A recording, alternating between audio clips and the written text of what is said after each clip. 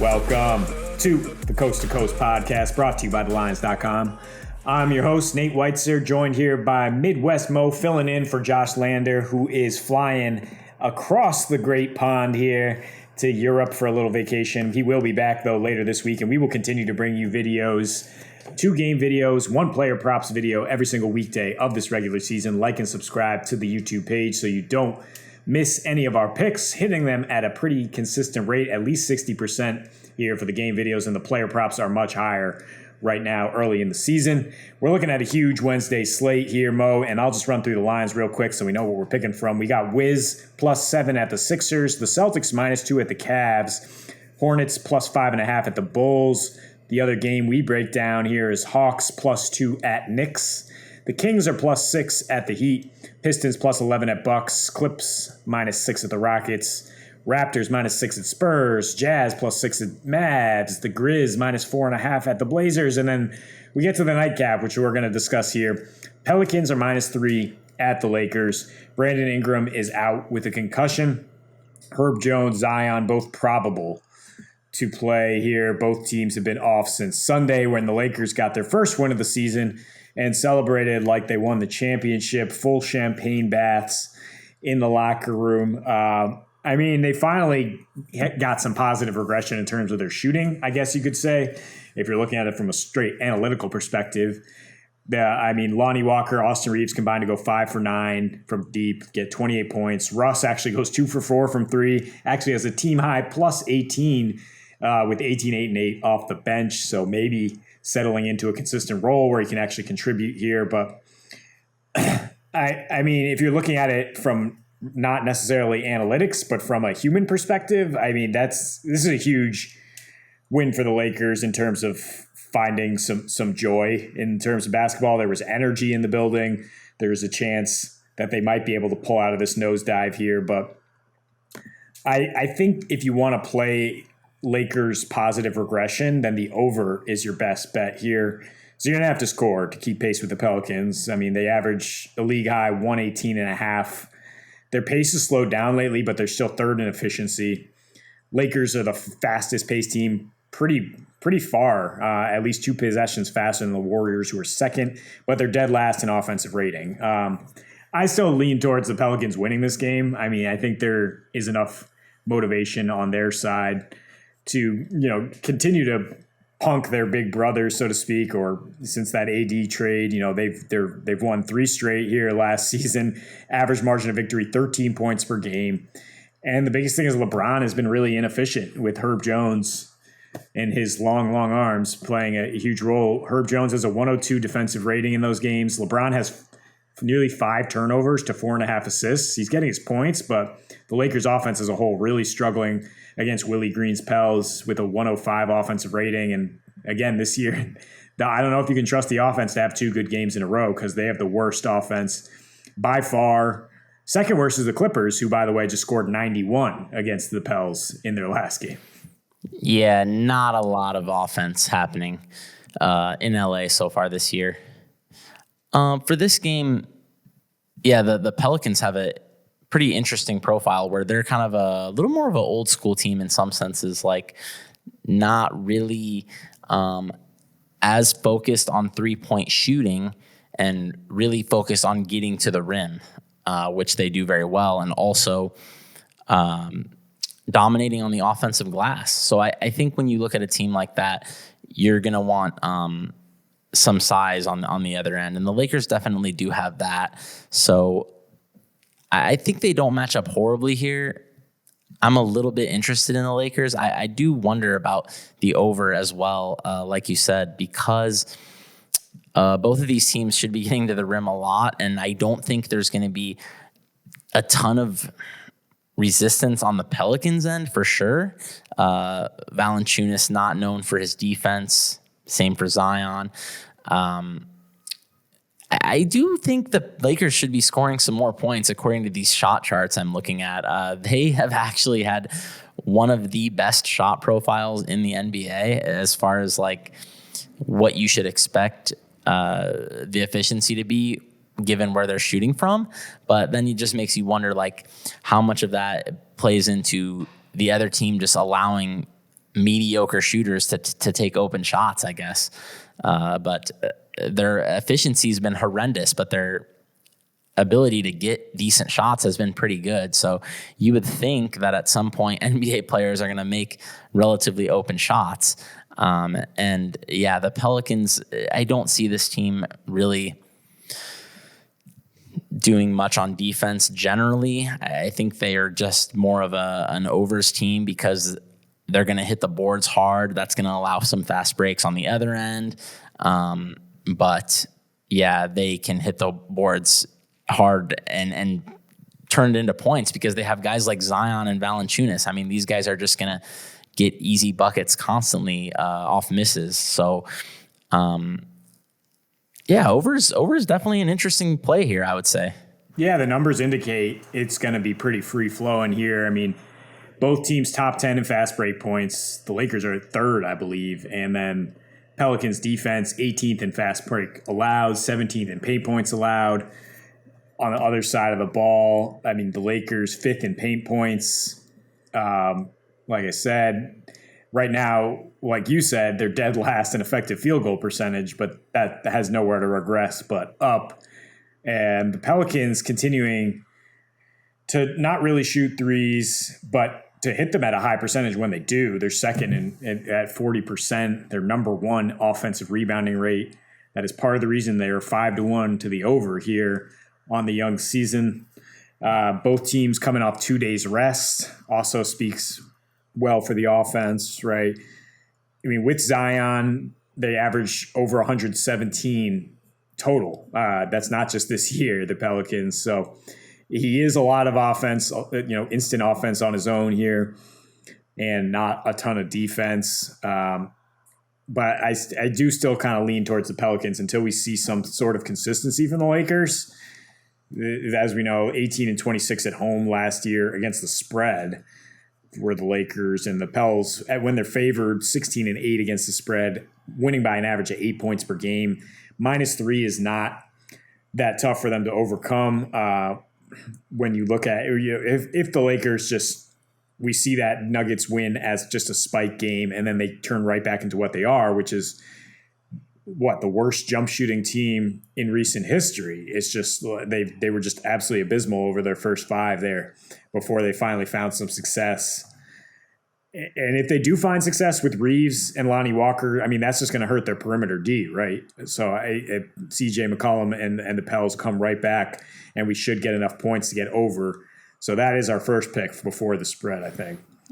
Yeah, Zion is definitely an overs player. I mean, he doesn't bring much on the defensive end. We know this, but with his rebounding, passing, and just complete inability to be stopped once he gets within 5 feet of the basket, I mean, and the Lakers don't have a ton of muscle inside. I mean, especially if Anthony Davis were to not play, which I'm seeing he's questionable, but who knows how that will go.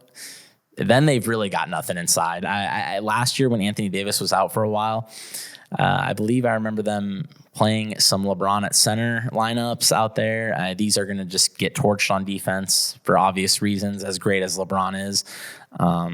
Yeah, so then you'd really be expecting it over there. Just looking at the Hawks Knicks real quick here. I mean, both teams coming off consecutive road losses. Both teams looking far worse on the road. I mean, the Hawks had some pretty notable home road splits last year, but I mean, there's some growing pains with both teams, again, integrating a ball-dominant guard in DeJounte Murray for Atlanta and then Jalen for the Knicks. I mean, the strength of schedule for the Knicks makes you lean, not really trust them against any sort of good team. Atlanta's losses at Toronto and Milwaukee, I mean, and they still lit it up offensively in those games. They just couldn't really handle the size and athleticism of those two teams. I mean, their defense continues to be sieve-like. The key for me here is that they're good in terms of denying paint points and not allowing much on the three-point line. And the Knicks, I mean, their biggest weakness, the Hawks, is allowing a ton of free throws. The Knicks are 29th in free throws made. They're first in paint points, so that's where they're scoring.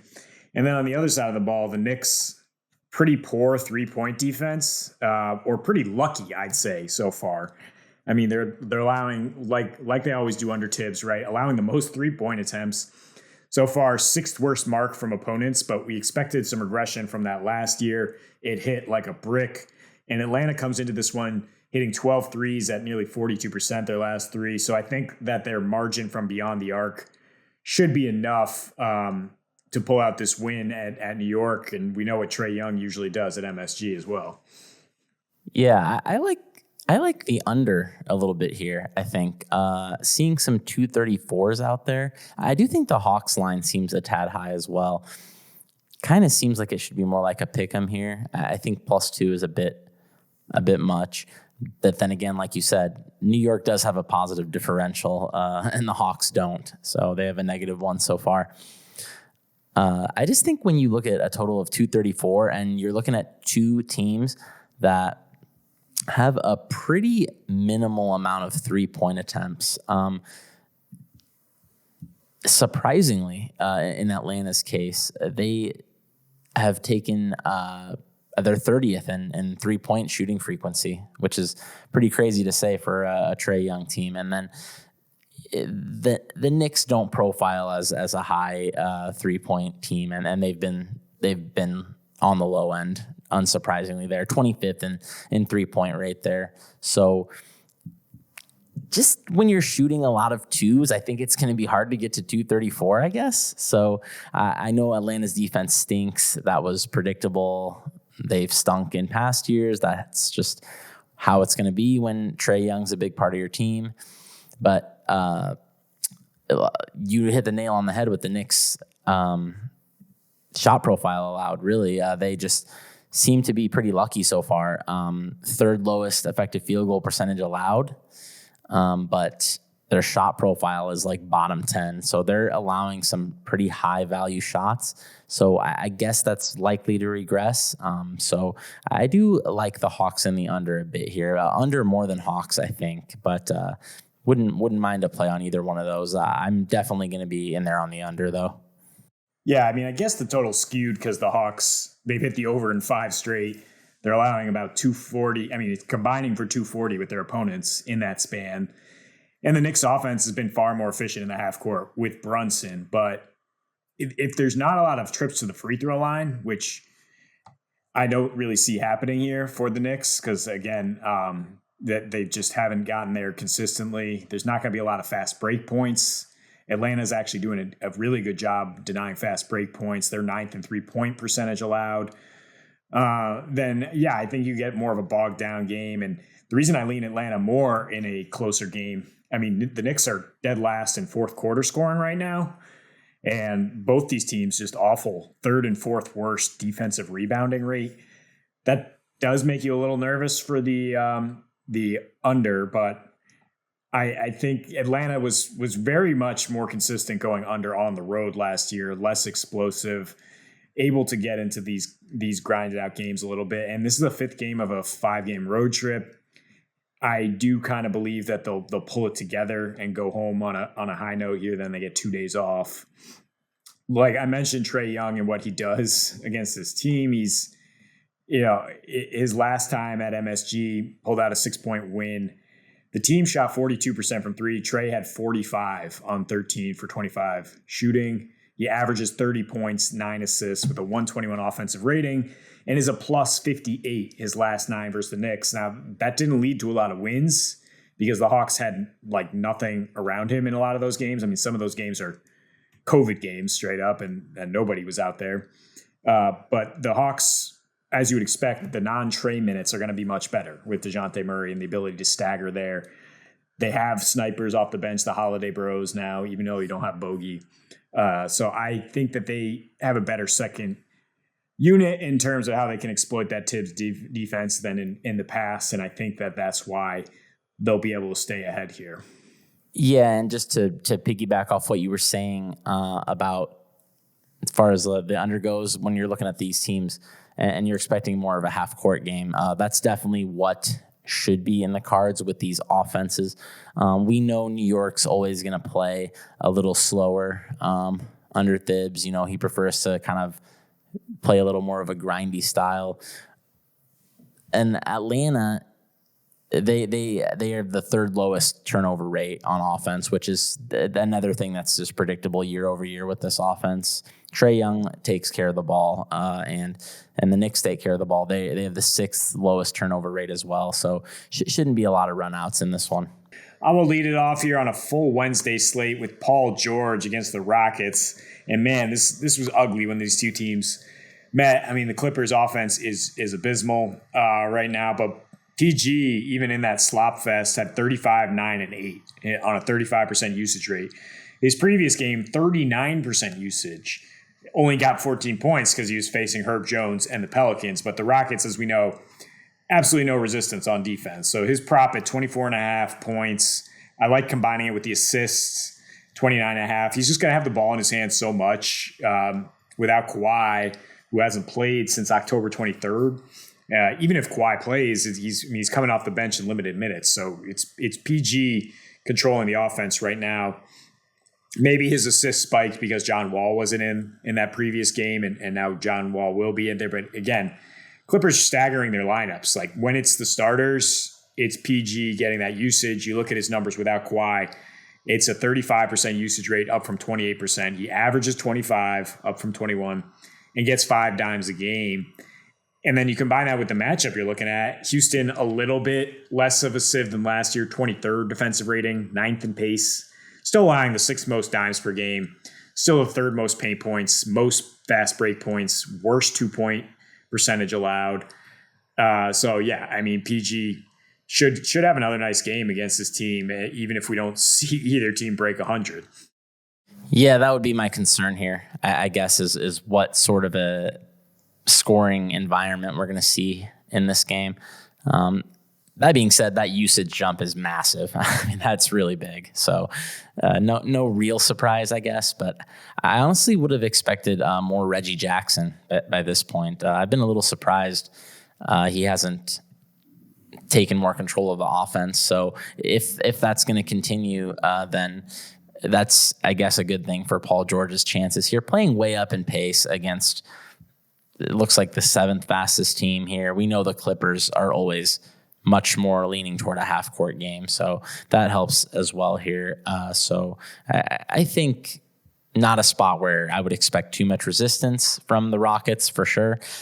Just would be worried about a bit of a lower scoring game just because the Clippers seem to find themselves in those in most cases so far this year.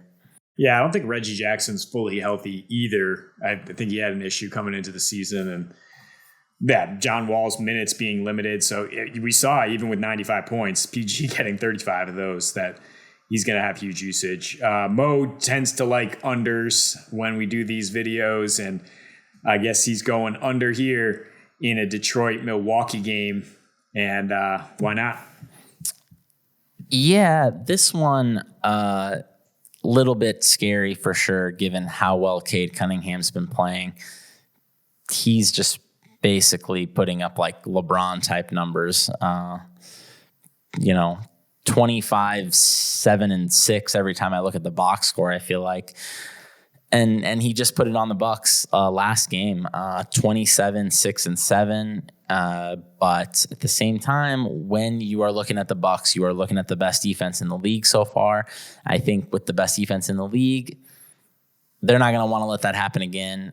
They're going to maybe adjust their coverages a little more to limit Cade and see what this Detroit supporting cast can do, which we wouldn't expect it to be much, right? I don't think anybody would expect much out of them. And Cade's just been the engine that's keeping this team from losing by 50 every game, basically. I mean, without Cade, this offense is just completely and utterly worthless. So I'm just basically, this is more of like a mentality play where I just think, okay, this dude just put it on us. We have the best defense. Like, let's make someone else beat us this game. So looking at numbers right now, and it's there was some 22.5s and some 21.5s for his points. It looks like it's came down in some spots. I'm seeing even a 20.5, but I like under 21.5 with not having to lay minus 140 basically on the under there. I'd much rather just see if they can fade one more point there. And yeah, I think under 21.5 seems fine here. I mean, that's not that much lower than what he's averaging on the season. For me, this is kind of a bet on a double-digit win for the Bucks. I mean, because you see sharp money moving this up. They were plus 11, and the Pistons only lost by two nights ago. But the expectation is the Bucks took them a little lightly, saw something, and now they'll just come out and drop the hammer. And then Cade doesn't play in the fourth quarter, then you're sitting pretty for the under. So, yeah, as you see that spread creep up, it does make sense. He didn't, get to 20 in any of his previous 4 games against the Bucks. 14, 19, 9, and 6. I mean, those 9 and 6 were early in his rookie year when he was still coming off the ankle injury and not playing like this kind of monster. But, I mean, when you have Drew Holiday, when you have Giannis options to put on him, I understand feeling pretty good about the under. But I think you need a non-competitive game for him to not get there. Looking at the Sixers and Wizards here, I don't know what's up with Bradley Beal, man. I mean, he used to be aggressive. Is he just sitting on the laurels of his Supermax? But he did get, 25 and 6 against Philly on Monday. He had a nice usage spike to 28% and only shot 7 for 18 against what's not really a good defense. I mean, they allow 22 points per game to shooting guards. They're 28th in 2-point percentage, but 4th in paint points, which to me says they give it up in the mid-range whenever you want. So Beal, I think, should have success operating in between the three-point line and the bucket here. You look at, before last season, he averaged 36 a game against Philly. He dropped a 60 piece on them at one point.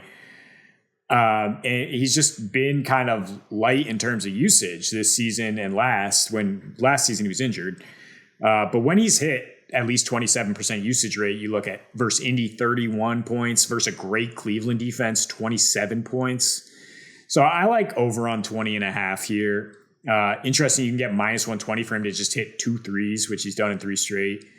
And if you want to throw in the peripheral stats, 30.5 points, rebounds, assists, I think he'll be getting enough usage here, and it'll be close enough against the Sixers for him to hit all those props. Man, it's just shocking to see a number this low next to Brad Beal's name. I just can't believe we're looking at numbers like 20.5 on this guy. I believe he was close to leading the league in scoring a couple seasons ago. I mean, man. Yeah.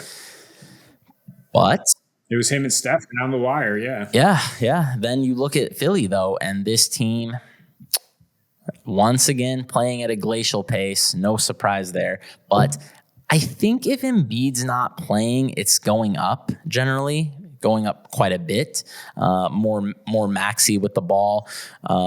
We know Harden likes to play in the half court, but he doesn't mind getting out and running every now and then either. And Philly, they haven't been as good as you would have expected on defense so far. Just sitting kind of in the middle of the pack in a lot of the metrics.